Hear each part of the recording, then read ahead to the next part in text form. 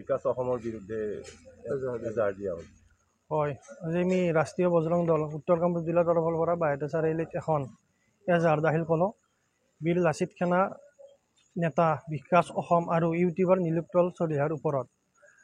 এইটো কাৰণে এজাহাৰ দাখিল কৰিছোঁ যে আমাৰ অসমীয়া আই মাতৃসকলে যি অৰুণোদয় আঁচনিৰ জৰিয়তে 1250 টকাকৈ মাহেকত পাই আছে, এতিয়া যি দুখীয়া দৰিদ্ৰ পৰিয়াল পোহপালৰ কাৰণে 1250 টকাকৈ কিমান সকাহ হয় তেওঁলোকৰ, একমাত্ৰ সেই দৰিদ্ৰ পৰিয়ালকেইটা জানে। সেই দৰিদ্ৰ পৰিয়ালকেইটাৰ আমাৰ আই মাতৃসকলক লৈ বিকাশ অসমে ফেচবুকত যি অশালীন মন্তব্য কৰিছে, নাগালেণ্ডৰ 6000 টকীয়া পোহনীয়া কুকুৰৰ লগত তুলনা কৰিছে, সেই ভাষাক আমি তীব্ৰ গৰিহণা দিছোঁ আৰু আমি পুলিচ প্ৰশাসনক আমি 3 দিনৰ ভিতৰত এই গোচৰ ৰুজু কৰি তেওঁলোকক উচিত শাস্তি দিবলৈ আমি দাবী জনাওঁ। অন্যথা আমি ৰাষ্ট্ৰীয় বজৰং দলে তেওঁলোকৰ ওপৰত কিছু একশ্যন ল'বলৈ বাধ্য হ'ম আৰু তেতিয়া যদি কিবা অসহনীয় পৰিস্থিতিৰ মুখামুখি হ'ব লগা হয়, তাৰ দায়ী সম্পূৰ্ণ আৰক্ষী প্ৰশাসন আৰু অসম চৰকাৰ হ'ব।